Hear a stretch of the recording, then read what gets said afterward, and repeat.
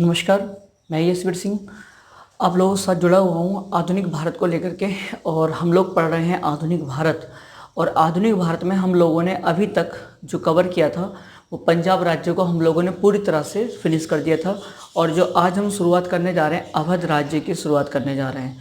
तो सबसे पहले मैं कहूँगा कि आप सबसे पहले वीडियो को लाइक करो, ठीक है। चैनल अगर आपने सब्सक्राइब नहीं किया है तो चैनल को सब्सक्राइब कीजिएगा और अधिक से अधिक लोगों को शेयर कीजिएगा, ठीक है। तो सबसे पहले लाइक कीजिएगा, कर दिया, चलो ठीक है। तो स्टार्ट करते हैं हम। आज एक नया टॉपिक हमारा अवध राज्य है, ठीक है। क्योंकि मैंने आपसे कहा था अवध राज्य, भरतपुर और आपके सिख, इनको कवर करने के पश्चात हम स्टार्ट करेंगे आपका उसके बाद मराठा। तो आज हम अवध राज्य को कवर कर लेते हैं। अवध राज्य, अगर अवध राज्य की वर्तमान स्थिति की बात करें, वर्तमान ये है कहाँ पर, तो वर्तमान आप ऐसा समझ लो फैजाबाद, लखनऊ, ठीक है, के आसपास का जो क्षेत्र है वो सब अवध राज्य में आया करता था, ठीक है। दूसरी बात, इसके अवध राज्य के विषय में बात करें, इसकी स्थापना कब हुई थी इस राज्य की, तो स्थापना हुई थी 1722 में। क्लियर बच्चा। तीसरी बात, जो अवध राज्य था अगर उसकी हम सीमाओं की बात करें, सीमाएं, बाउंड्रीज, तो इसकी जो पश्चिमी सीमा थी और जो पूर्वी सीमा थी, पश्चिमी सीमा जो थी इसकी कन्नौज थी। कन्नौज इटावा जिले के आसपास में आपको इससे बाउंड्री लगी हुई है। कानपुर देहात डिस्ट्रिक्ट है, कानपुर देहात, तो कानपुर देहात से भी कन्नौज की सीमा लगी हुई है। ये कन्नौज भी जिला है। पूर्वी सीमा जो थी बच्चा वो कर्मनासा नदी, कर्मनासा नदी मैं स्पेशली पीसीएस वाले बैच में पढ़ाता हूँ, कर्मनासा नदी ज्योग्राफी में। तो कर्मनासा नदी जो है आपकी वो लगी हुई है किससे, आपका किसकी सहायक है, गंगा की सहायक है कर्मनासा, ठीक है। तो ये पहली बात हो गई। वर्तमान स्थिति कहाँ पर है इसकी, ये हो गया कहाँ पर है, लखनऊ फैजाबाद के आसपास के क्षेत्र। स्थापना 1722 में हुई थी। सीमाएं कहाँ से कहाँ तक हैं, यहाँ तक क्लियर हो गया। दूसरी बात, जो अवध राज्य था बच्चा, अवध राज्य जो था ये एक बफर स्टेट के रूप में यूज होता था। बफर स्टेट के रूप में प्रयोग किया जाता था। आप इसको नीचे पॉइंट बना लेंगे, यहाँ पर बफर स्टेट लिखते हैं, बफर स्टेट। तो बफर स्टेट क्या होता है, बफर स्टेट ये था मतलब समझिए क्या है कि अवध राज्य दो शक्तियों के बीच में था। एक तरफ अंग्रेज और एक तरफ मराठा। वेस्ट बंगाल में कौन थे, बंगाल में कौन थे, वहाँ पर थे आपके अंग्रेज। दूसरी तरफ मराठा कहाँ थे आपका महाराष्ट्र वगैरह में, ठीक है। तो इन दो शक्तियों के बीच में जो एक राज्य स्थित था वो कौन था, अवध। तो अंग्रेजों ने अवध राज्य का जो प्रयोग किया था वो एक बफर स्टेट के रूप में प्रयोग किया था। क्लियर, ठीक है। चलो मतलब क्या यहाँ पर और थोड़ा डीपली समझा दूँ बफर स्टेट के बारे में। अगर मान लो युद्ध होता है बाई चांस किसका, अंग्रेजों का, किससे, मराठों से, तो अंग्रेज के संबंध किससे थे, अवध राज्य से थे। तो अंग्रेजों की सेना यहाँ तक आसानी से आ जा सकती थी। अगर युद्ध भी हुआ तो अंग्रेजों की सेना कहाँ लड़ेगी, मराठों से, अवध के आसपास वाले क्षेत्रों में। जो उनका प्रॉपर राज्य है बंगाल, वहाँ तक तो सेना पहुँच ही नहीं पाई मराठों की, उससे पहले युद्ध हो गया। तो अगर जो हानि भी हुई, कुछ भी हुआ, तो हानि कहाँ होगी, सारी की सारी अवध राज्य में जा करके। और पश्चिम बंगाल जो उनका राज्य है बंगाल, वो पूरी तरह से सुरक्षित रहेगा मराठों के आक्रमण से। तो बस इतना समझ लो फिलहाल, इसको बाद में देख लेंगे फिर ओवर स्टेट, ठीक है। आगे बात करें, अब यह हो गया अवध राज्य के बेसिक इन्फॉर्मेशन। अगर हम बात करें अब संस्थापक कौन था, तो यहाँ से शुरुआत करते हैं संस्थापक की। तो मैं पहला नाम लिख रहा हूँ आपको, है ना, यहाँ से। यह हो गया बेसिक अवध राज्य के विषय में।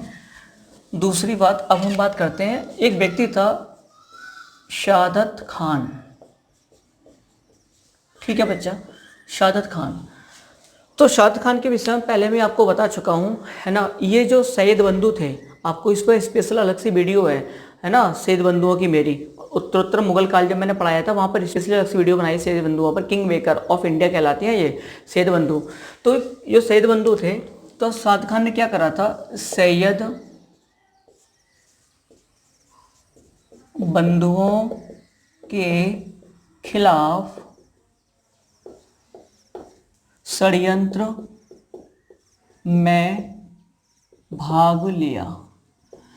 तो सैयद बंधुओं के खिलाफ जो षड्यंत्र रचा गया था मुगल दरबार में, उसमें जो शामिल हुआ था, कौन हुआ था, शहादत खान सम्मिलित हुआ था। इसी कारण इस समय क्या था, मुगल सम्राट कौन था, मोहम्मद शाह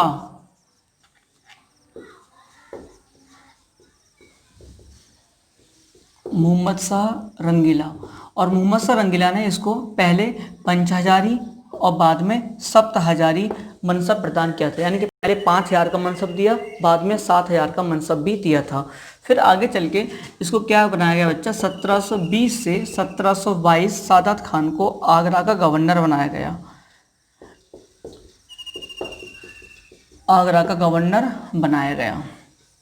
ठीक है, फिर 1722 में इसको सादात खान को अवध का सूबेदार बनाया गया। और जैसे ये सूबेदार बना अवध का 1722 में, इसने स्वतंत्र रूप से शासन करना प्रारंभ कर दिया। अर्थात सादात खान संस्थापक था किसका, अवध राज्य का। संस्थापक किसका था, अवध राज्य का। एक पॉइंट आप नीचे और बढ़ा देंगे, अवध राज्य का संस्थापक था। किस वर्ष स्थापना की थी इसने अवध राज्य की, तो 1722 में इसने अवध राज्य की स्थापना की थी। क्लियर। दूसरी बात, अब 1722 में ये सूबेदार बन गया। इसने 1723 में बच्चा अवध में नई भू राजस्व व्यवस्था को लागू किया था। क्लियर। किसने, सादात खान ने। दूसरी बात, ठीक है, नेक्स्ट आगे बढ़े इसके विषय में। अगर आपको याद हो, मैंने नादिर शाह का आक्रमण आपको यूट्यूब वीडियो को दिया रखा है पीछे, अटैक ऑफ नादिर शाह पढ़ाया है आपको। नादिर शाह के आक्रमण के मैंने बहुत अच्छे से आपको समझाया है। जिन लोगों ने देखा एक बार उसको वीडियो को जरूर देखना, बहुत अच्छे से कॉन्सेप्ट क्लियर हो जाएगा आपका नादिर शाह का आक्रमण को लेकर के। ठीक है, तो नादिर शाह के आक्रमण में माना जाता है कि नादिर शाह को भारत पर आक्रमण करने के लिए जो प्रेरित किया था, जो उसको मोटिवेट किया था या उससे आग्रह किया था, उसमें एक व्यक्ति सादात खान भी शामिल था। और जब नादिर शाह ने 1739 में भारत पर अटैक किया, तब इसने कहा था, सादात खान ने कहा था नादिर शाह से कि अगर नादिर शाह तुम भारत पर अटैक करते हो तो तुम्हें लगभग 20 करोड़ रुपए की प्राप्ति होगी। नादिर शाह ने समझा कि ये 20 करोड़ रुपए सादात खान देगा, जबकि सादात खान का कहना था कि ये 20 करोड़ रुपए आपको लूटपाट वगैरह में मुगल दरबार से मिल जाएंगे। और जब नादिर शाह ने अटैक किया और जब विजय प्राप्त कर ली, मुगल बादशाह को हरा दिया, तब नादिर शाह ने इसके पास बुलावा भेजा कि भाई 20 करोड़ रुपए लेकर के आ। अब जानते हो 20 करोड़ रुपए बहुत बड़ी राशि थी, ये देने में असमर्थ था।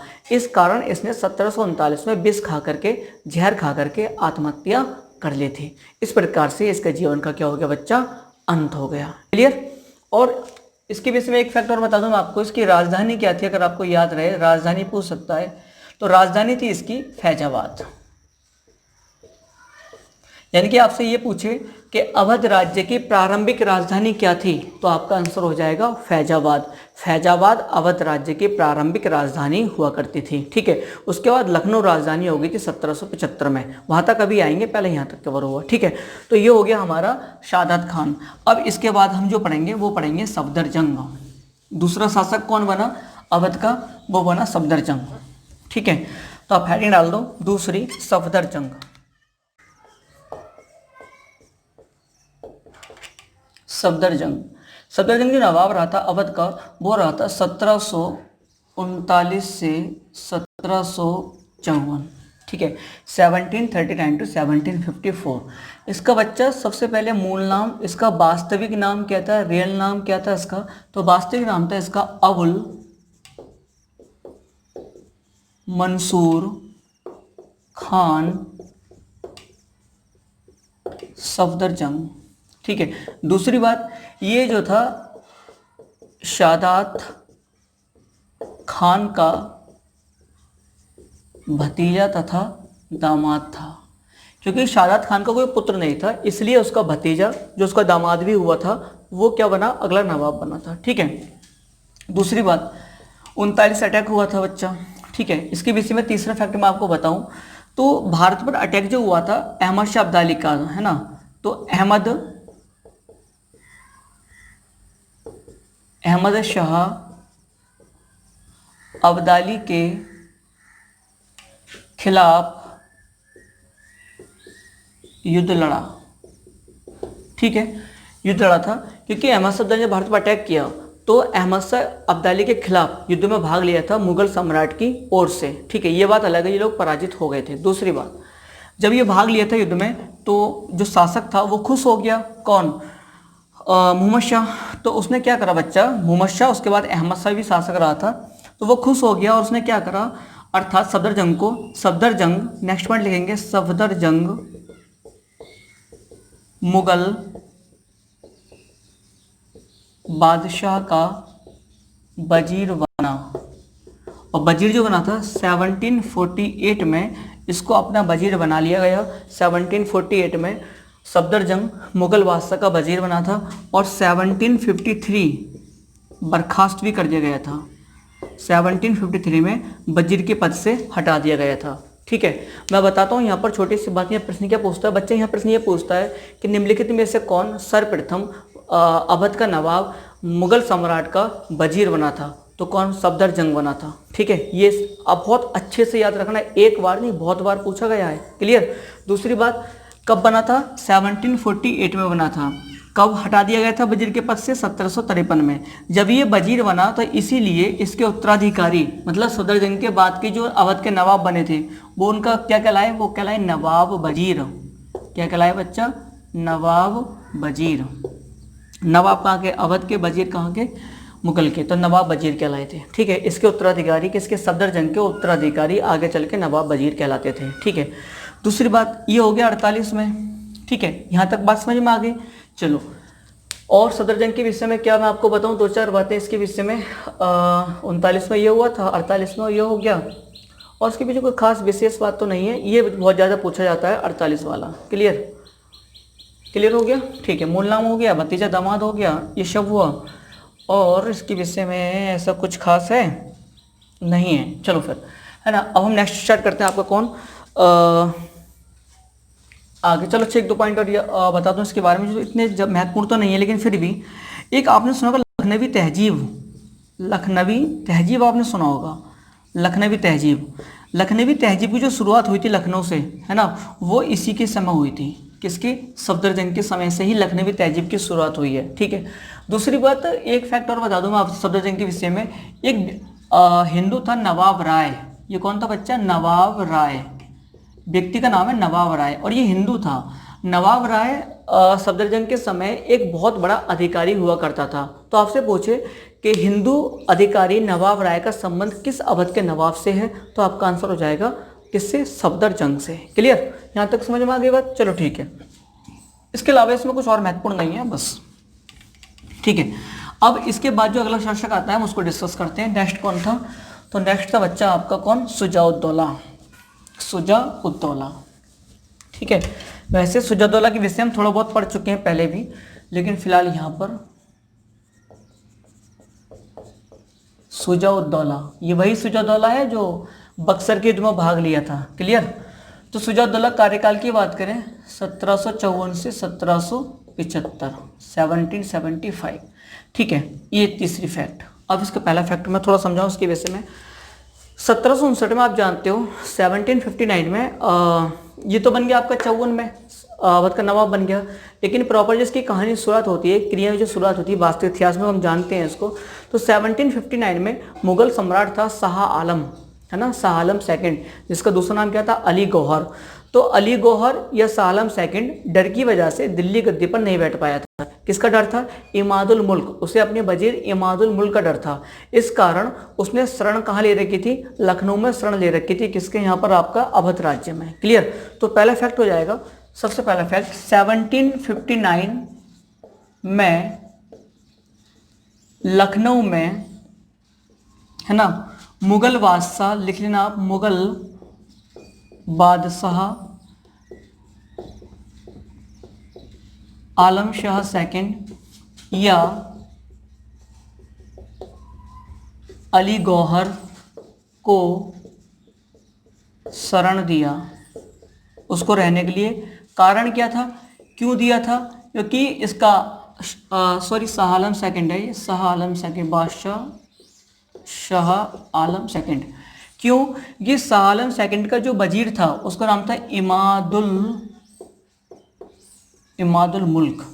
इमादुल मुल्क के डर के कारण अली गौहर या शाह आलम सेकंड दिल्ली नहीं जा पा रहा था, तो इसलिए उसको शरण दिया था 1759 में। ठीक है, इसी दौरान बच्चा आप जानते ही हो कि अब बंगाल से मीर कासिम को अंग्रेजों ने बर्खास्त कर दिया था, जिस कारण वो भी कहाँ भाग आया था? अवध। ठीक है, तो आप लिखोगे नेक्स्ट पॉइंट, मीर कासिम मीर कासिम को अवध में शरण दिया।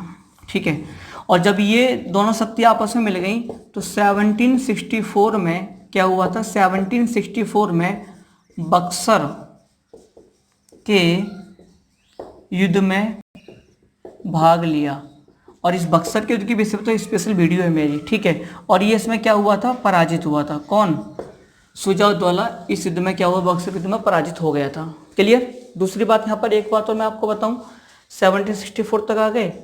1761 1761 पानीपत का तृतीय युद्ध अहमद शाह अब्दाली और मराठों के मध्य जो हुआ था, तो 1761 में हुए पानीपत के तृतीय युद्ध में जो अहमद शाह अब्दाली अफगानी था और मराठों के मध्य जो युद्ध हुआ था, उसमें शुजा-उद-दौला ने अहमद शाह अब्दाली की तरफ से सपोर्ट किया था, युद्ध में भाग लिया था मराठों के खिलाफ। तो ये फैक्ट भी आप इसको नोट करेंगे। क्लियर। यहाँ तो हो गया, मैं इसको रफ करूँ, आगे बढ़े इसके विषय में। ठीक है, तो आगे बच्चे इसके विषय में नेक्स्ट पॉइंट आता है आपका, क्योंकि 64 तक युद्ध हो गया, 65 में देख तो क्या हुआ है, संधि हुई थी। आप जानते हो इलाहाबाद की संधि, और इलाहाबाद की संधि के द्वारा, है ना, इलाहाबाद की संधि, ये सेकंड वाली संधि थी, ब्रैकेट में सेकंड डाल दो चाहो तो, इसके विषय में पूरा डिटेल मैंने आपको बताया है। तो इलाहाबाद की तृतीय संधि में ये हुआ था कि शुजा-उद-दौला ने अपने दो जिले, एक इलाहाबाद और एक कड़ा, ये दोनों अंग्रेजों को देना स्वीकार किया था। क्लियर, यहाँ तक बात समझ में आ गई। That's good. नेक्स्ट आगे पॉइंट, इसके विषय में आपको अगला पॉइंट बताऊं तो शुजा-उद-दौला के समय एक संधि हुई थी, उस संधि का नाम है बच्चा आपकी बनारस की संधि। बनारस की संधि, ठीक है। बनारस की संधि जो हुई थी वो हुई थी 1773 में हुई थी। इस संधि किसके मध्य हुई थी, अगर मध्य बात करें, किसके मध्य हुई थी, एक तो शुजा-उद-दौला के मध्य हुई थी, शुजा-उद-दौला के मध्य हुई थी, और दूसरा इस समय आपका 73 की बात चल रही है, तो गवर्नर कौन था इस समय, गवर्नर जनरल कौन था बंगाल का, वॉरेन हेस्टिंग्स। वॉरेन हेस्टिंग्स, ठीक है। तो इनके मध्य संधि हुई थी, और संधि में क्या हुआ था, कड़ा जो इलाहाबाद की संधि के द्वारा, ठीक है, दिए गए थे अवध के नवाब के द्वारा अंग्रेजों को। अब वो दोनों जिले अंग्रेजों ने पुनः एक बार फिर दोबारा से अवध के ही नवाब को 50 लाख में बेच दिए। ठीक है, तो इसकी भी लिखेंगे नेक्स्ट पॉइंट इसके विषय में, इलाहाबाद तथा कड़ा, है ना, अवध के नवाब को 50 लाख में बेचे गए। यानी कि अंग्रेजों ने डबल काम करा, पहले उसको ले लिए, बाद में उसी को उसके जिले 50 लाख में बेच दिए। क्लियर, यहाँ तक समझ में आया बच्चा। ठीक है, अब नेक्स्ट इसके बारे में आगे बढ़ा रहे हैं, शुजा-उद-दौला के विषय में मैं आगे बढ़ा रहा हूँ। तो देखो इसने क्या करा था बच्चा, इसने ये करा था कि एक युद्ध हुआ था आपको, मीरनपुर कटरा का युद्ध। मीरनपुर कटरा का युद्ध। इस युद्ध में क्या हुआ था, अंग्रेजों ने सपोर्ट किया था शुजा-उद-दौला को, अंग्रेजों ने सपोर्ट करा था शुजा-उद-दौला को। और ये युद्ध जो हुआ था, रुहेला सरदार थे, या रुहेलखंड जो वाला एरिया था हमारा, तो बरेली के आसपास के क्षेत्र पड़ता है, बरेली, बदायूं, है ना, ये सब क्षेत्र रुहेलखंड में आता था। तो इसके आसपास का जितना भी क्षेत्र था वहाँ पर इसका युद्ध हुआ था रुहेलखंड से। ठीक है, तो वहाँ पर एक नवाब था, उसका नाम था बच्चा हाफिज रहमत खान।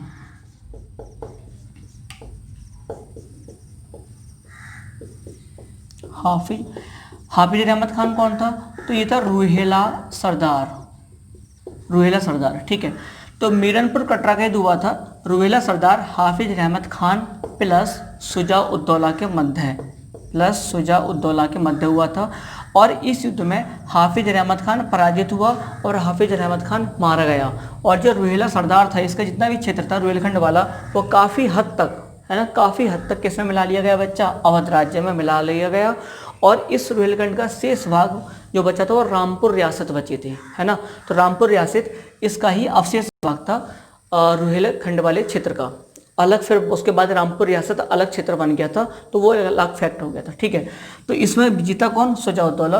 और शुजा-उद-दौला जीतने के पश्चात जो था, ये अंग्रेजों के सहायता से जीता, सपोर्ट जो करा था इसको वॉरेन हेस्टिंग्स ने इसको सपोर्ट करा था। क्लियर, यहाँ तक बात समझ में आ गई। अब जो हम पढ़ने जा रहे हैं नेक्स्ट, शुजा-उद-दौला हमारा कंप्लीट हुआ। अब जो हम पढ़ेंगे बच्चा आशफ-उद-दौला।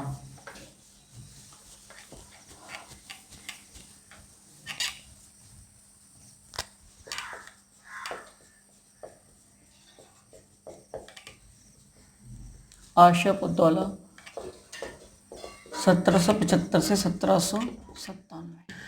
तो ये था कौन? आशफ उद्दौला। तो ये बच्चा जो शुजा उद्दौला था, शुजा उद्दौला का पुत्र। ठीक है, पहला फैक्ट। दूसरा फैक्ट, इसका सबसे महत्वपूर्ण कार्य था जो अक्सर एग्जाम में पूछा जाता है, यूपी स्पेशल का भी प्रश्न है यहाँ पर, यूपी स्पेशल ये प्रश्न पूछा जाता है कि 1775 में अवध राज्य की राजधानी परिवर्तित हुई थी और राजधानी बनाएगी कौन? लखनऊ। तो 1775 में लखनऊ है ना अवध राज्य की राजधानी बने। इससे पहले क्या थी? इससे पहले पूर्व में कौन सी थी? पूर्व में थी फैजाबाद। पूर्व में कौन सी थी? फैजाबाद। क्लियर? तो पूर्व में फैजाबाद, 1775 में लखनऊ राजधानी बन गई अवध राज्य की। इससे पूर्व पूछे तो आप कहेंगे फैजाबाद किसने बनाई थी? तो आपको पता है शादात खान ने बनाई थी। नेक्स्ट पॉइंट इसके विषय में, तो बच्चा इसने एक संधि की थी, फैजाबाद की संधि। फैजाबाद की संधि, और ये फैजाबाद की संधि जो हुई थी वो 1775 में 1775 में हुई थी। इस संधि के विषय में आपको बताऊं, फैजाबाद की संधि के विषय में प्रश्न पूछे जाते हैं यहाँ से, कई बार प्रश्न आ भी चुका है। बस ना पूछता है आपसे फैजाबाद की संधि किस वर्ष हुई थी, किस नवाब के द्वारा की गई थी और किन किन के मध्य हुई थी। तो वर्ष हो गया 1775 आपका। अगर मैं मध्य की बात करूँ किसके मध्य हुई थी तो आप समझ गए होंगे, आशफ उद्दौला। दूसरा कौन था? दूसरा वॉरेन हेस्टिंग्स। वॉरेन हेस्टिंग्स अंग्रेज था। क्लियर? तीसरी बात, वर्ष हो गया। शर्तें दो तीन मैं आपको बता दूं, शर्तें क्या थी? तो पहली शर्त ये थी कि जो बनारस था, बनारस पर अंग्रेजों का अधिकार स्वीकार किया गया। मतलब अवध के नवाब ने बनारस पर अंग्रेजों का सर्वोच्च अधिकार स्वीकार कर लिया। और बच्चा दूसरी शर्त ये थी जो महत्वपूर्ण है, दूसरी शर्त ये थी कि जो अवध की बेगम हैं, अवध की बेगमों के धन के सुरक्षा की जिम्मेदारी अंग्रेजों को दी गई। अवध की जितनी भी बेगमें थीं उन सभी बेगम के धन हुआ करता था, उनके पास जो भी सोना चांदी धन था उस सभी धन की सुरक्षा की जिम्मेदारी किसको मिल गई? अंग्रेजों को। यानी कि भविष्य में अवध की बेगमों के धन की सुरक्षा कौन करेंगे? अंग्रेज करेंगे। ये प्रमुख शर्तें हो गई थी। ठीक है, फैजाबाद की संधि 1775 के अनुसार। मैं आपको आगे चल के बताऊं, 1781 की बात थी, 1781 की बात थी, है ना। तो बच्चा आगे नेक्स्ट फैक्ट हो जाएगा इसके विषय में। 1781 में आप लिखोगे, मैं आपको बता दे रहा हूँ क्या लिखना है आपको। 1781 में ये हुआ था, वॉरेन हेस्टिंग्स था। वॉरेन हेस्टिंग्स ने क्या करा? एक आदेश दिया और अवध की बेगमों से जितना भी उनके पास धन था वो सभी धन लूट लिया जाए। जबकि फैजाबाद की संधि में सुरक्षा की गारंटी की बात की थी कि उनकी रक्षा करेंगे, लेकिन खुद ही रक्षक क्या बन गया? भक्षक। और 1781 में ये आदेश जारी कर दिया गया कि अब अवध की जितनी बेगम है उनके पास जो धन दौलत है वो सब क्या करा जाए? लूटा जाए। और इसमें सहयोग करा था किसने? आसफ उद्दौला ने। क्लियर? तो ये प्रश्न पूछा जाता है कि किस वर्ष अवध की बेगमों से लूट की गई थी। ठीक है, पूछ कर किस गवर्नर जनरल के मतलब नेतृत्व में की गई थी, उस समय अवध का नवाब कौन था। यहाँ तक कि शुजा-उद-दौला की माता और इसकी दादी से भी लूट की गई थी, तब भी ये कुछ नहीं बोला था, शांत रहा था। क्लियर? दूसरी बात करें इसके विषय में, आपको अच्छे एक बात और बताऊं, 1784 की बात थी। आपने लखनऊ में इमामबाड़ा देखा होगा, इमामबाड़ा। ठीक है, तो लखनऊ में इमामबाड़े का निर्माण जो करवाया था वो आशफ उद्दौला ने ही करवाया था। क्यों करवाया था? मुहर्रम जो होते हैं, मुहर्रम मनाए जाते हैं, मुहर्रम मनाने के लिए इसने लखनऊ में इमामबाड़े का निर्माण करवाया था। और इमामबाड़े की विशेषता ये है कि इस इमामबाड़े में कोई भी एक भी स्तंभ नहीं है। क्लियर? स्तंभ मतलब पोल। क्लियर? यहाँ तक समझ में आ गया? तो बच्चे ये हो गया हमारा आशफ उद्दौला। अब जो हम नेक्स्ट पढ़ेंगे, अब पढ़ेंगे अगला शासक, वो पढ़ेंगे हम Saadat Khan second. Saadat Khan second. Saadat Khan second, कार्यकाल 1798 से 1814। ठीक है, तो शादात खान सेकंड आप समझ रहे हो 98 से 14 है। तो इसने बच्चे एक काम करा था, इसने 1801 में बैले जली की सहायक संधि को स्वीकार किया। ठीक है, इसने क्या करा, 1801 में बैले जली की सहायक संधि को स्वीकार किया। बहुत ज़्यादा महत्वपूर्ण प्रश्न है यहाँ पर ये वाला। ठीक है, बहुत ज़्यादा महत्वपूर्ण है, एक बार नहीं कई बार पूछा गया, कई बार आगे भी पूछा जाएगा कि अवध राज्य द्वारा सहायक संधि को किस वर्ष स्वीकार किया गया था। तो आपका आंसर होगा 1801। दूसरा पूछेगा उस समय अवध का नवाब कौन था, तो आपका आंसर हो जाएगा सादात खान सेकंड। क्लियर, ये बहुत ज़्यादा महत्वपूर्ण है।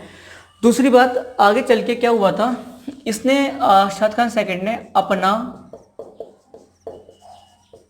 आधा राज्य अंग्रेजों को सौंप दिया। क्लियर। अच्छा, सहायक संधि के विषय में आपको पहले पूर्व वीडियो में कई बार बता चुका हूं, तो मैं इसको बार बार नहीं बता रहा हूं। क्लियर। नेक्स्ट आपको आगे बताऊं मैं इसके विषय में, सादात खान सेकंड के विषय में। इसको बच्चा अंग्रेजों द्वारा राजा की उपाधि दी गई। ठीक है, अंग्रेजों ने क्या करा, इसको राजा की उपाधि प्रदान की थी। और इसके विषय में इतना कुछ खास महत्वपूर्ण नहीं है, महत्वपूर्ण था वो ये वाला फैक्ट था, बस 1800 में बैले सहायक संधि को स्वीकार किया था, ये सबसे ज्यादा महत्वपूर्ण है। इसके विषय में और इतना कुछ महत्वपूर्ण नहीं है। क्लियर। नेक्स्ट हम आगे बढ़े, चलो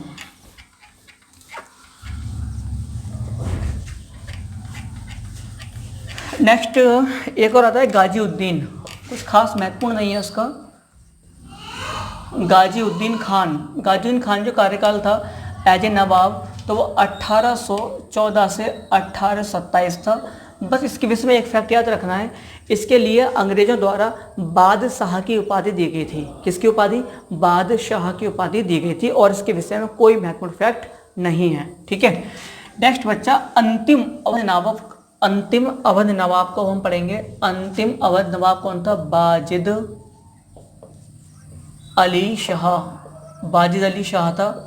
1847 से 1856। जो बीच के नवाब क्रम में आपके नहीं आए हैं वो महत्वपूर्ण नहीं है, इसलिए मैंने क्रम में नहीं डाला है। ठीक है, तो बाजिद अली शाह सबसे महत्वपूर्ण बात है, ये जो था अवध का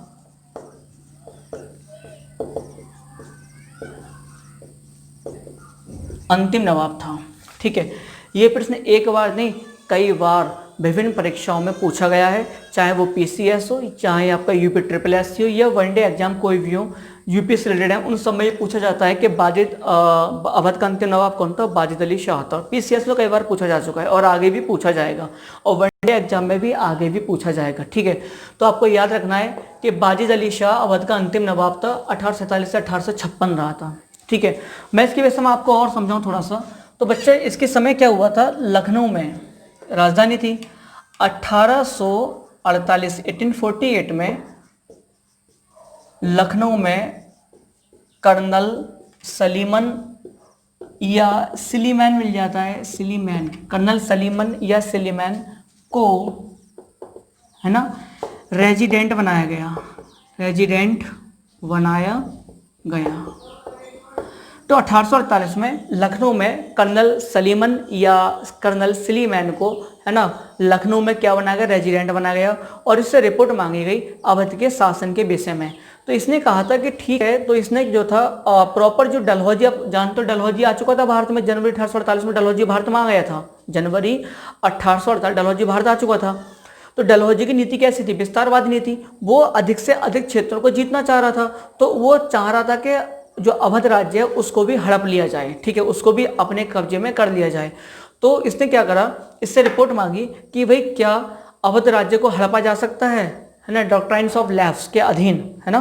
तो इसने क्या करा, इसने अवध राज्य के विलय की इनकार कर दिया। बोले अवध राज्य को अंग्रेजी राज्य में लाने की आवश्यकता नहीं है। तो आपसे पूछेगा कि निम्नलिखित में से किसने यह माना कि अवध राज्य का विलय नहीं किया जाए? तो वो कौन था? कर्नल सलीमन या सलीमैन ने कहा था कि अवध राज्य का अंग्रेजी राज्य में विलय करने की आवश्यकता नहीं है। तो इनकार किसने करा था? कर्नल सलीमैन ने। फिर बच्चा 1854 में कर्नल सलीमैन के स्थान पर एक नया रेजिडेंट बनाया गया था, उसका नाम था आउट्रम।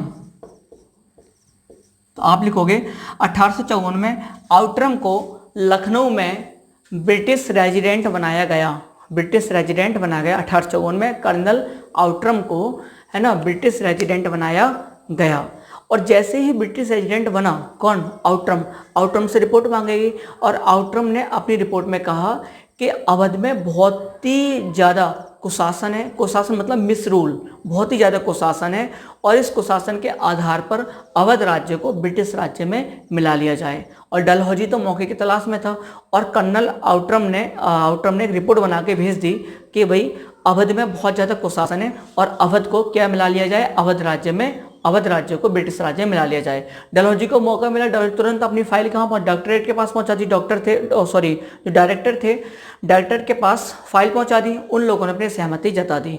देन उसके पश्चात फरवरी 1856 में, बच्चा अगर आपसे डेट पूछे तो 13 फरवरी 1856 को, है ना, डेट याद रखना, 13 फरवरी 1856 है। 13 फरवरी 1856 को अवध राज्य को कुशासन के आधार पर, किसके आधार पर, कुशासन, ठीक है, ये वर्ड स्पष्ट लिख दे रहा हूं क्योंकि ये कई बार पूछा जा चुका है, इसलिए लिख रहा हूं बार बार, है ना, कुशासन।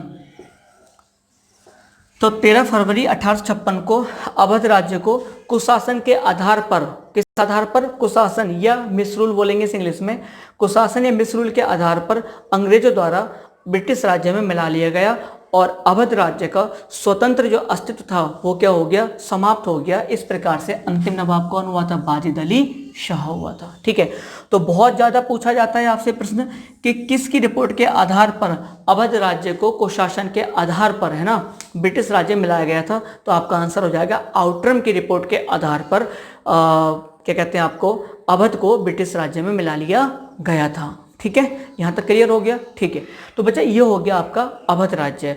नेक्स्ट आपके एक आपका भरतपुर, है ना, जाट वाला राज्य, और दूसरा आपका राजपूत। बस ये दो टॉपिक आपके और बचे हैं, इसके अलावा कुछ खास नहीं है। फिर हम सीधे मराठा पर आ जाएंगे। मराठा बहुत अच्छा टॉपिक है ना, बहुत बड़ा भी टॉपिक है और बहुत ही मजेदार टॉपिक है, आपको समझने का बहुत अच्छा, मुझे वहाँ समझाने के लिए बहुत सारा मिलेगा, वहाँ कॉन्सेप्ट आपके क्लियर कर दूंगा, बहुत सारी चीज़ें समझाने का मौका मिलेगा, है ना, तो मैं उसको आपको बहुत अच्छे समझाऊंगा। तो फिलहाल बस ये फैक्ट थे, इसमें कुछ खास नहीं है, आपको फैक्ट ही तैयार करने, इसमें कोई कहानी कॉन्सेप्ट कुछ नहीं है, क्योंकि फिर वो ऑप्शनल के हिसाब से ज़्यादा डीपली हो जाएगा।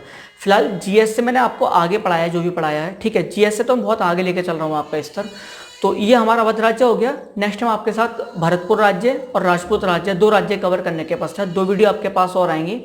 मुश्किल से 20-20 मिनट की वीडियो रहेंगी, तो ना ज़्यादा लंबी वीडियो नहीं रहेंगे। उसके बाद हम मराठा शुरू करेंगे। क्लियर, चलिए ओके, धन्यवाद, मिलते हैं नए टॉपिक के साथ में। ओके, धन्यवाद।